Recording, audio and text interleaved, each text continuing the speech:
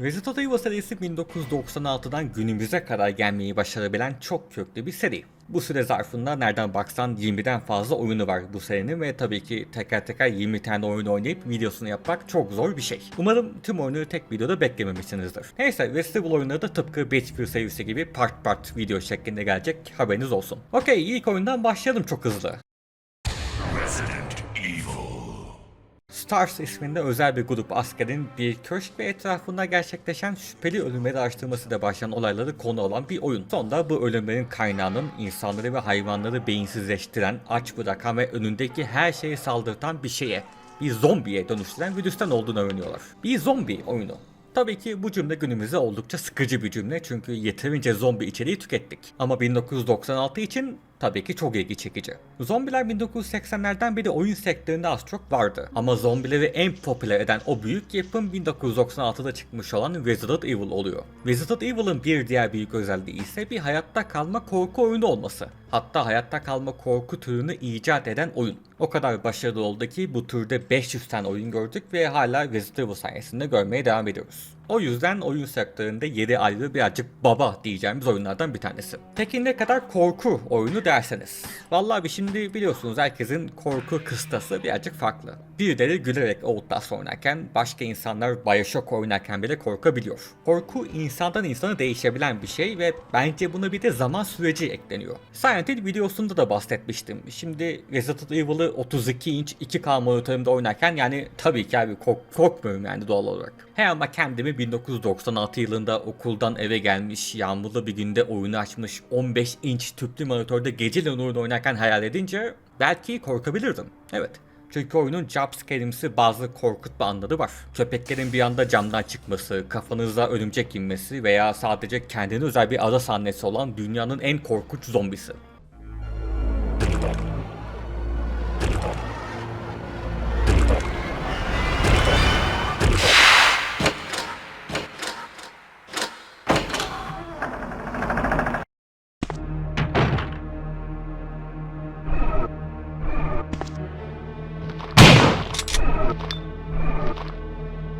Bu zombi için neden bir ada sahne var? Gerçekten bilmiyorum. İlk oyun şu an bile tanıdığımız karakterlere ev sahipliği yapıyor. Jill Valentine, Chris Redfield, çocuklar duymasın Havuç ve tabii ki Albert Wesker. Aradan 30 yıl geçmesine rağmen yani bir jenerasyonun doğup büyümesine rağmen halen bu karakterleri tanıyor ve oynuyor oluşumuz bence çok başarılı bir iş. Oyun başlarken size iki tane seçenek veriyor. Ya Chris ya da Jill olarak oyna diye. Ben bir hata yaptım ve Chris'i seçtim. Siz sakın yapmayın abi bunu. Çünkü Chris olarak oynarken oyun çok daha zor oluyor. Mesela işte en basitinden Chris sadece 6 slot envantere sahip.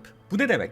Hadi sadece bir tane silah taşıyoruz diyelim, tamam mı? Başka silah taşımıyoruz. Sadece bir silahımız var. Bir tanesi silah, bir tanesi mermi. Kaldı 4 tane slot. 2 tanesi kapı anahtarlarını gitti. Bir tanesi işte puzzle elementine gitti. Bir tane de can olsun değil mi abi? Bir tane de yeşil bitki taşıyalım. Abi bitti envanter. Başka hiçbir şey alamıyorsun. Kırmızı bitki gördün, onu yeşille birleştirelim diyorsun. Hayır, yapamazsın. Çünkü ilk önce kırmızı bitkiyi de envantere koyman lazım. Buna karşın Jill olarak oyunu oynarsanız toplam 8 slotluk bir envanteriniz var ve bu işleri bayağı bir kolaylaştırıyor. Adiyeten daha oyunun başında bomba atar veriyorlar Jill'e ve oyunda da pek zorlanmıyorsun. Yani Jill kolay mod, Chris zor mod gibi de düşünebilirsiniz oyunu. O yüzden Jill olarak oyuna başlamak çok daha rahatlatıcı ve ilk işte Jill olarak oynarsanız az çok ne yapacağını bildiğiniz için ikinci kez Chris olarak oynarken çok daha rahat edebilirsiniz. Evet, bu arada ikinci kez oynama mevzusuna geçelim. Resident Evil 2 kez oynamanız gereken bir oyun. Chris ve Jill olarak oynarken oyunda küçük farklılıklar mevcut. Ama bayağı küçük yani aslında oyunun %80'i aynı. Sırf %20'sinde işte farklı küçük sahneler var diye tekrar oynamanız gerekiyor. Bence tekrar oyun oynamak için kesinlikle bir motivasyon kaynağı değil birkaç tane sahnenin değişmesi ama yani 1996 için güzel olabilir belki. İnternetin olmadığı, herkesin gidip fiziksel medya aldığı bir dönemde yani düşünün, bir tane oyun alıyorsunuz ama o oyunu 2 kez oynayabiliyorsunuz. Bu süper değil mi bir çocuk için? Chris ve Jill'in daha da farkı var aslında. Chris mesela yaratıklardan daha az damage yiyor ve yaratıkları tek atma ihtimali var. Ama Jill daha hızlı koşabiliyor ve yaratıkları doşlamanız daha kolay. Buna karşında canı çok daha az. Bir de Chris piyano çalmayı bilmiyor. Böyle küçük detayları da oyuna koymaları güzel bir şey.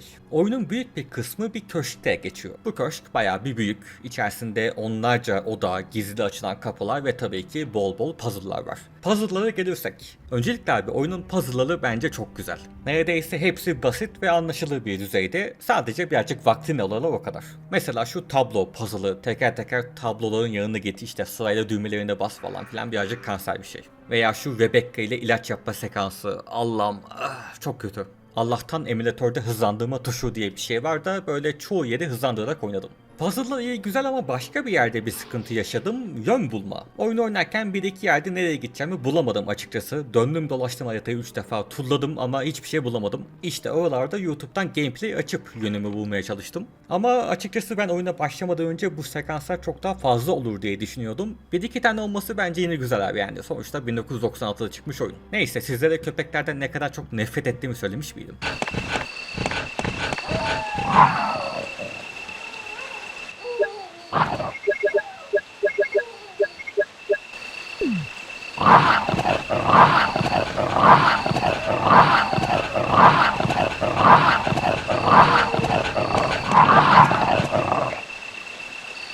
Boss savaşlarımız da var tabii ki. Resident Evil oyunlarının boss savaşları gerçekten hiç değişmemiş. Eğer ki envanterinizde can itemi, mermi, silah falan filan yoksa dünyanın en zorlu, en stresli boss savaşları oluyor. Ama bol mermili bir bomba atağınız varsa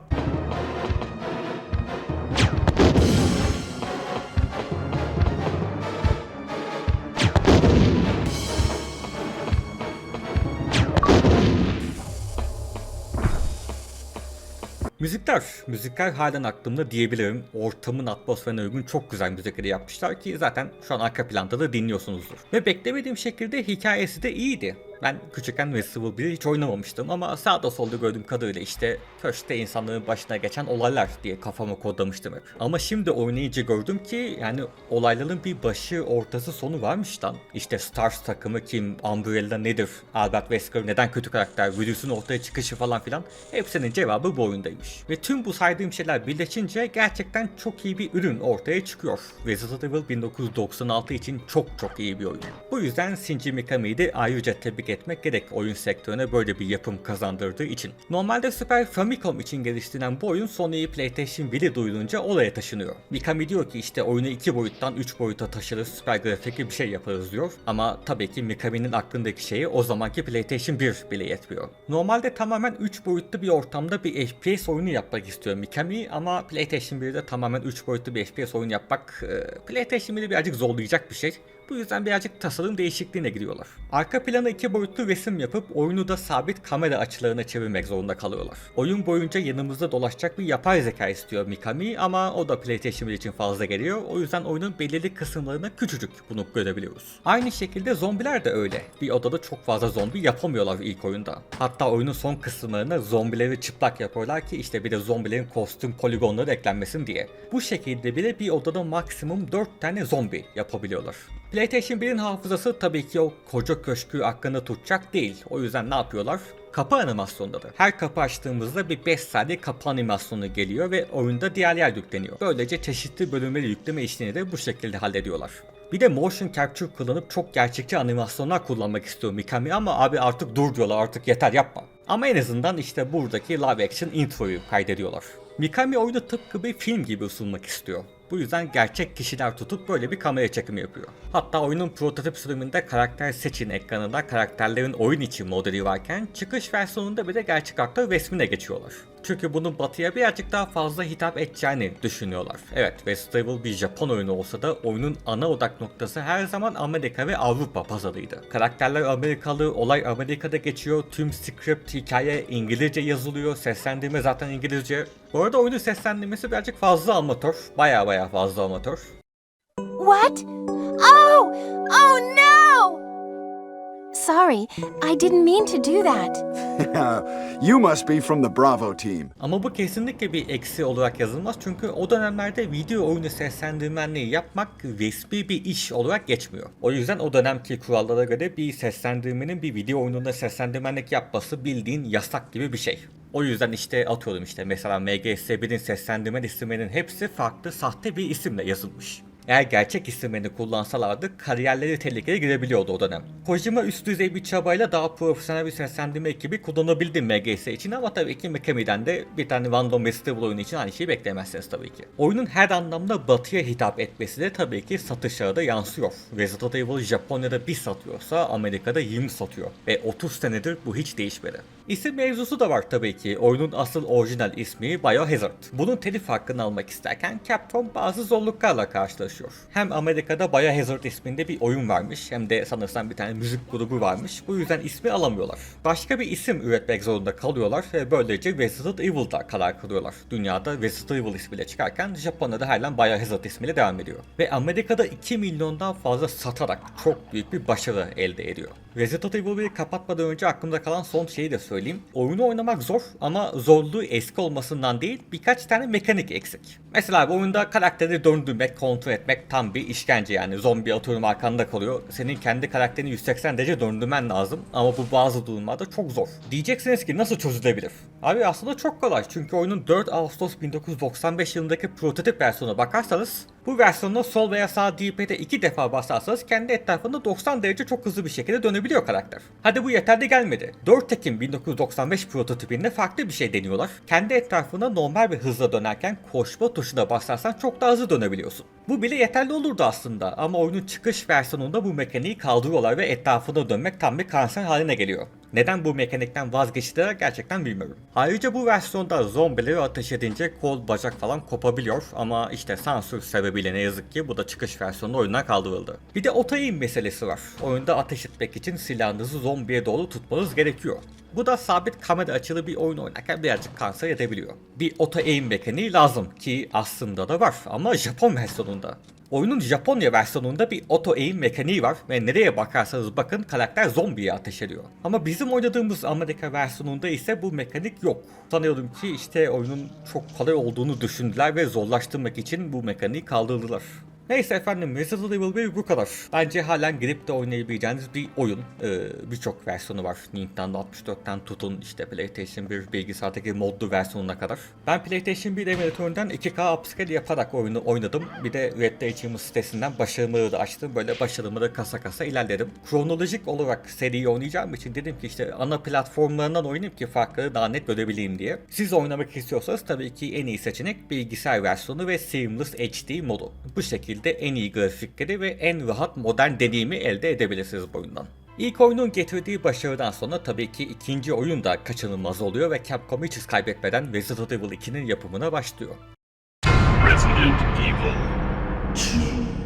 İlk oyunun 2 ay sonrasında geçiyor Resident Evil 2. İlk oyun sonrası Umbrella şirketi kapatılmış ama kaçınılmaz zombi felaketine karşı gelinememiş. Tüm şehri zombiler istila etmeye başlarken daha yeni polis memuru olmuş olan Leon S. Kennedy de bu seferki hikayenin baş kahramanı oluyor.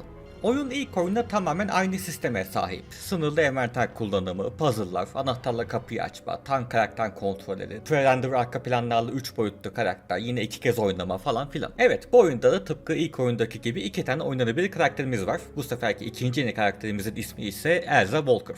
Motosikletçi bir kız zombi felaketinin yaşandığı gece motoruyla beraber polis karakoluna giriş yapıyor ve o da olaylara dahil oluyor. Şu an belki kafanızda bir soru işareti doğmuş olabilir. Abi benim oynadığım Resident Evil 2 böyle değildi diyebilirsiniz. Evet çünkü bu sürüm Resident Evil 2'nin ilk versiyonu ve bu versiyon geliştirme sürecinin %80'e doğru iptal ediliyor. Genel olarak geliştirici ekibin mutlu olduğu bir oyun değilmiş bu. Çok sıkıcı olduğunu düşünmüşler ve birçok şeyden kuşkulanmışlar. İşte oyunun geçtiği atmosfer, ilk oyunla çok uzak olması, bir bağlantısı olmaması, hikaye gibilerinden. O yüzden bir sene boyunca bu versiyonu geliştirdikten sonra oyuna en baştan başlıyorlar. Peki düzeltmek için ne yapıyorlar? En başta hikaye değişiyor. Normalde Resident Evil 2'de seriyi bitirecek, sonlandıracak bir hikaye vardı. Ama diyorlar ki abi biz hikayeyi bitirmeyeni böyle her sene bir tane oyun çıkartırız diyorlar ve hikayeyi en baştan yazıyorlar. Normalde Leon oyuna polis karakolunun çatı katında başlayacakken yeni senaryoda işte mesela polislerin ilk gününde karakola giderken başlıyor. Marlin karakteri normalde oyunun başından sonuna kadar bize eşlik edecek birisiydi mesela ama sonra final versiyonunda oyunun başında ölüyor. Diğer eleştirilerden biri ilk oyunla alakası çok az olan bir oyun olması. Ne yapıyorlar? Elsa Walker karakterini silip yerine Claire Redfield diye bir karakter yaratıyorlar. İlk oyundaki Chris Redfield'ın kardeşi görevini görüyor bu karakter ve oyun boyunca da abisini aradığına şahit oluyoruz. Böylece ilk oyunda da arada bir küçük bir bağlantı kurmuş oluyorlar. Ama bence en önemlisi ve bu versiyonu öldüren en büyük şey ne biliyor musunuz? Abi polis karakolu. Bu versiyondaki polis karakolu cidden yani bildiğin gerçek hayattaki bir polis karakolu gibi. Böyle 6 katlı bir bina, her yer dar, küçük, ofis gibi. Yani böyle bir yerde ilk oyundaki gibi işte efendime söyleyeyim gizli kapıdır, işte puzzle yeridir, gizli bir laboratuvar açılan bir tüneldir falan filan yani olmaz değil mi? Abes kaçar. Polis karakolunda gizli bir kapının işi ne abi? Bu yüzden yapımına yeniden başlanan Resident Evil 2'de polis karakolunu tıpkı ilk oyundaki gibi bir köşke dönüştürüyorlar. Abi bu bir köşk yani bu bildiğin malikane. Bu polis karakolu olabilir mi abi? Böyle polis karakolu mu olur? He ama binanın başında işte Raccoon City Police Department yazdığı için illüzyona kapılıyoruz ve okey diyoruz abi tamam işte burası polis karakolu. Ve işte bu şekilde yaparak işte gizli kapıda, tünelde falan filan hepsini tekrardan oyuna koyabiliyorlar. Ve bizim tanıdığımız Resident Evil 2 ortaya çıkıyor. He bu arada halen bu Resident Evil 1.5 versiyonu internetten aratıp indirip oynayabiliyorsunuz, haberiniz olsun. Resident Evil 2 ilk oyunun üstüne birazcık koyan bir oyun. Bana göre en büyük artısı tekrar oynama. Yani şu işte farklı senaryolar sistemini baştan aşağı değiştirmesi. İlk oyunda dediğim gibi %80'i aynı olan bir oyun oynuyoruz ikinci oynayışımızda. Birçok şeyi en baştan tekrar yapıyoruz ve yani hikaye olarak baktığımızda da sadece birisini canon sayabiliriz. Çünkü iki karakter de aynı yerde aynı şeyi yapıyor. İkisinin de yaşanmış olma ihtimali yok yani. Ama Resident Evil 2 bunu değiştiriyor. Nasıl? Öncelikle bu sefer 2 tane diskimiz var ve 4 farklı senaryomuz var. Leon AB ve Claire AB. Leon'un A'sı ile Claire'in B'si, Claire'in A'sı ile de Leon'un B'si bağlantılı. Yani Leon'un A'sını oynarken Claire'in de B'si eş zamanlı aynı zaman çizgisinde ilerliyor. Yani iki hikaye de canon. Mesela atıyorum işte Claire'in A'sında oynarken yanan düşmüş bir helikopter görüyorsun ama nasıl olduğunu bilmiyorsun. Leon B'yi oynarken de bunun nasıl düştüğünü görebiliyorsun. Leon A'yı oynarken dolaba bir silah bırakıyorsun. Sonra işte Claire B'yi oynarken o bıraktığın silahı alabiliyorsun. Yani birinde oynarken yaptığın şeyler bir de ikinci oynayışını etkileyebiliyor. Bu şekilde çok daha etkileyici bir hikaye anlatımı sunabiliyor oyun. PlayStation 1'de bunu düşünüp yapmaları da bence çok iyi bir şey. Bunun dışında efendim CGI cutscene'ler gelmiş, hikayeler artık ada sahneler de destekleniyor ve tabii ki çok daha iyi. İlk oyuna kıyasla daha büyük ve daha farklı yerlerde geçiyor oyun. İlk oyundaki zombi sıkıntısı çözülüyor. Artık çok daha fazla zombiyi bir odaya sokabiliyoruz. Bir anda 5-6 tane zombi tüm ekranınızı kaplayabilir. Ayrıca artık çok farklı zombi modellerimiz de var. İlk oyunda maksimum böyle 4-5 tane zombi modeli vardı. Bu oyunda çok daha farklı ve çeşitli zombi modelleri görmek mümkün. Ve zombiler artık daha zor ölüyor. Hem Leon hem Claire 8 slotluk bir envantere sahip. Böylece envanter slotu sıkıntısını çekmiyorsunuz. Hatta 10 slotluk bir envantere bile çıkabiliyorsunuz. 2 slotluk yer kaplayan çok büyük silahlarımız var. Bu yeni büyük silahlarda tabii ki yine V1'de olmayan şeylerdi. Sağdan soldan toplayacağınız metinler sayesinde ilk oyundaki şeyler hakkında daha çok bilgi edinebiliyoruz. İlk oyundaki gibi her karakterin yine bir yardımcı karakteri de var ama bu seferki daha akılda kalıcı. Leon'un hikayesinde Ada karakteri tanıtılıyor. Gizemli kişiliği ve tabii ki seksiliğiyle dikkat çekiyor bu karakter. Günümüzde bile oldukça popüler olan Resident Evil karakterlerinden bir tanesi. Veya bir 1998'de bile ölmüyormuş yani bu kadın öldü sanıyorsun sonra birdenbire karşına çıkıyor vallahi helal olsun. Claire'in hikayesinde de yan karakterimiz küçük bir kız olan Sherry. Bu karakterle de tabii ki savaşamayacağımızdan doğal olarak küçük puzzle sekansları yapıyoruz. Daha küçük dokunuşlar da var. Bu oyunda hasar yediğimizde karakter de tepki veriyor bu hasara. Eğer ki canınız çok azsa yürüme hızınız bayağı bir az oluyor ve zombiler için kolay bir yem olabiliyorsunuz. Korku olarak yine hiç beklemediğiniz yerlerde sizi şaşırtacak şeyler mevcut.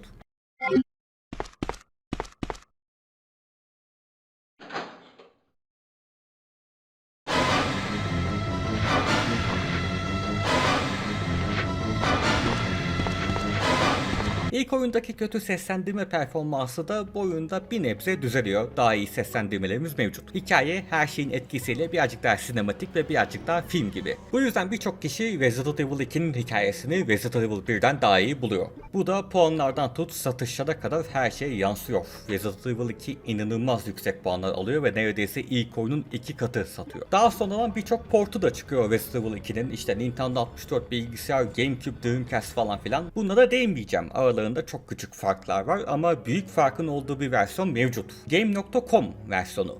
Hayır, Game.com derken bir internet sitesinden bahsetmiyorum. Game.com diye bir konsol var ve tahmin edebileceğiniz üzere çok kötü, baya güçsüz hatta renksiz bir konsol. Buna Resident Evil 2'yi çıkartıyorlar. tabi konsol çok başarısız bir konsol olduğu için hiç satmıyor oyun falan filan da yani bunun için uğraşıp buna oyun çıkartmaları bence çok ilginç bir şey gerçekten. Şeyi konuşmayı unuttuk bakın bak sadece B senaryosunda çıkan bir yaratığımız var. Mr. X. Kocaman, her adımında bir ses çıkartan, kendine ait müziği olan kocaman bir yaratık. Oyuna çok daha fazla gerilim ögesi ekliyor. İlk karşına çıktığında korkuyorsun, böyle sıkıyorsun ölmüyor. Sonra işte birazcık daha sıkıyorsun, aha diyorsun abi sonunda öldü. Sonra bölgeden çıkıyorsun ve...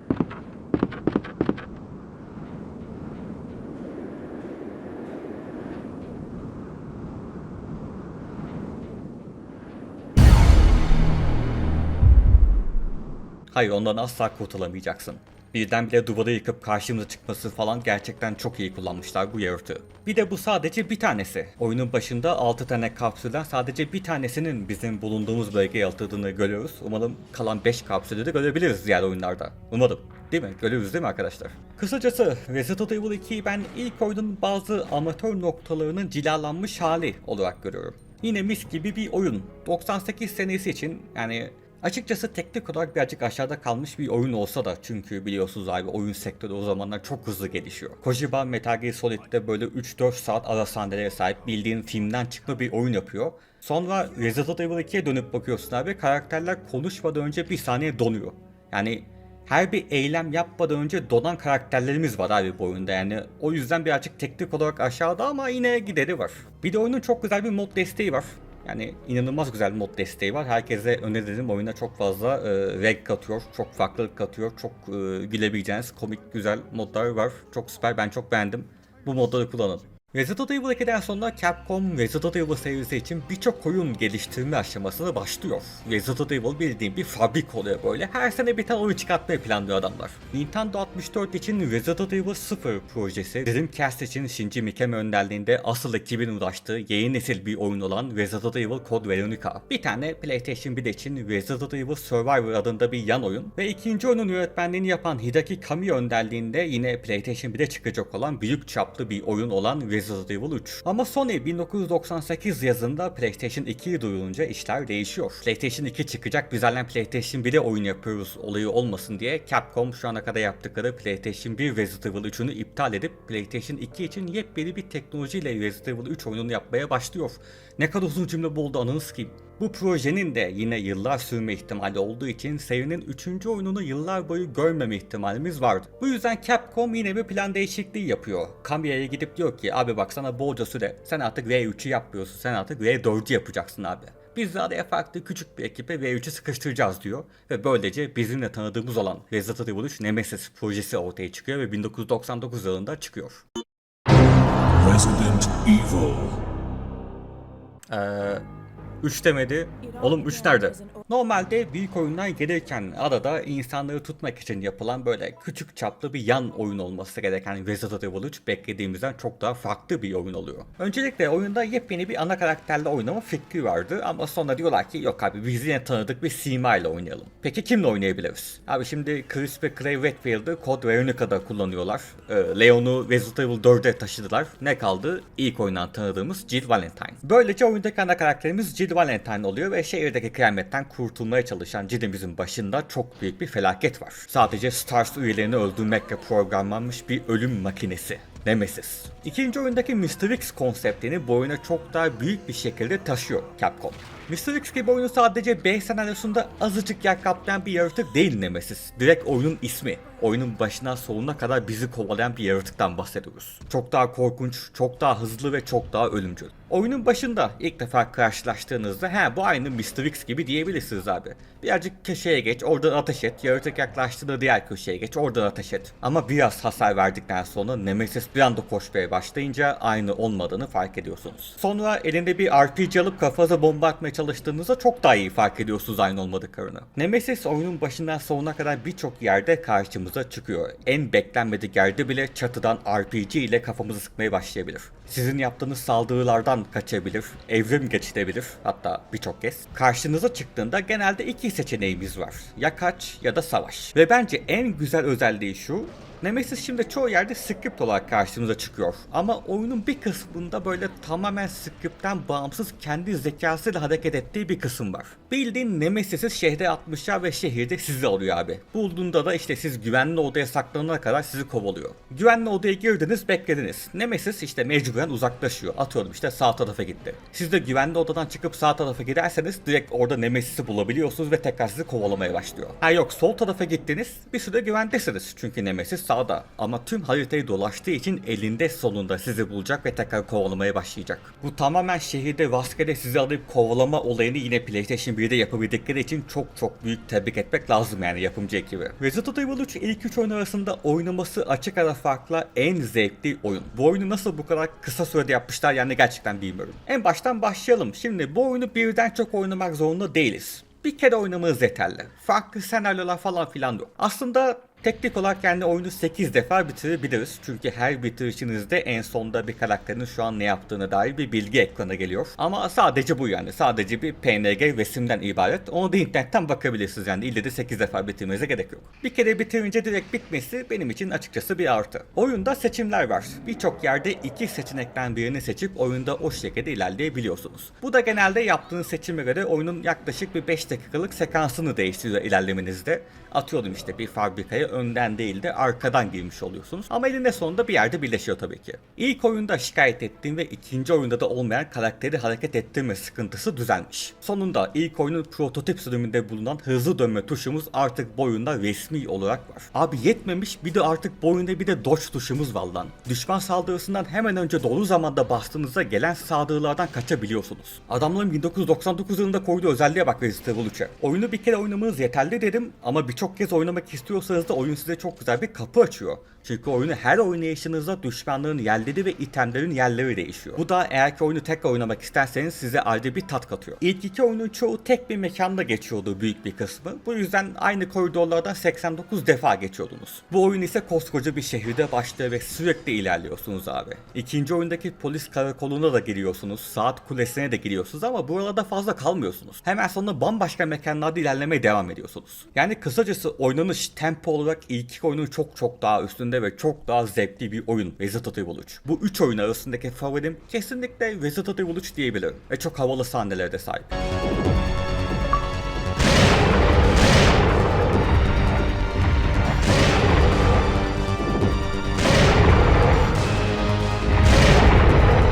You want stars?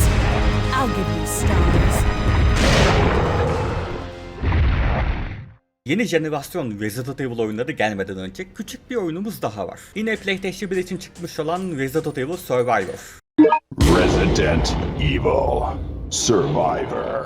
Bu proje yine küçük bir ekipten çıkmış olan küçük bir oyun. Hatta bayağı bir küçük yani böyle oyunu zorlasanız 1,5 saatte bitirebiliyorsunuz. FPS bir oyun. Tabii ki biliyorsunuz PlayStation 1 döneminde işte sol analog harekete sağ analogla nişan al gibi bir seçeneğimiz halen yok. O ilk Alien oyunuyla gelmiştik ki Alien oyununa da sövmüşlerdi böyle kontrol şeması mı olur diye. O yüzden kontroller bayağı bir kanser. Ki zaten normalde bu oyun işte kolla oynaman için değil. Normalde PlayStation 1 için geliştirilen özel bir silahla oynaman gerekiyor bu oyunu. Avrupa ve Japonya versiyonlarını bu silahla oynayabiliyorken Amerika versiyonunda bu silah desteğini kaldırıyorlar. Çünkü o dönemde olan vahim bir okul taraması olayından dolayı koymamak daha iyi diyorlar. Oyun ilk iki Resident Evil oyunundaki her şeyi birleştiriyor. İlk oyundaki Hunter yaratığı da var. İşte ikinci oyundaki Licker yaratığı da var. Hatta Mr. X bile var. Mr. X gelip bildiğin sizin ekranınıza yumruk atıyor abi bildiğin.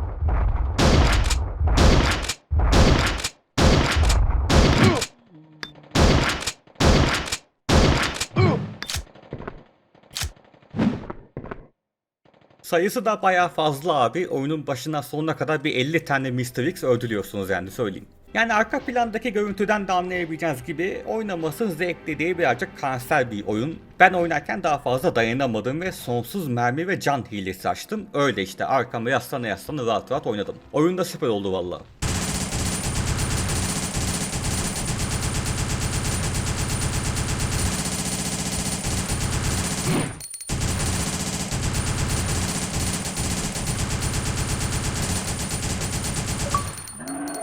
Yani Resident Evil Survivor baya kötü bir oyun. Oyun hakkında konuşacak fazla da bir şey yok zaten. Ben de yoruldum abi vallahi, bu videoyu bitirelim bence burada. PlayStation 1 dönemindeki oyunlardan bahsettiğim bu videoda Part 2'de PlayStation 2 dönemindeki oyunlardan bahsedeceğim. O güne kadar görüşürüz arkadaşlar. It's as if they're afraid to be aggressive in trying to win the drivers' championship, and they're afraid to go against Piastri. It's really odd. Piastri messed up that first corner.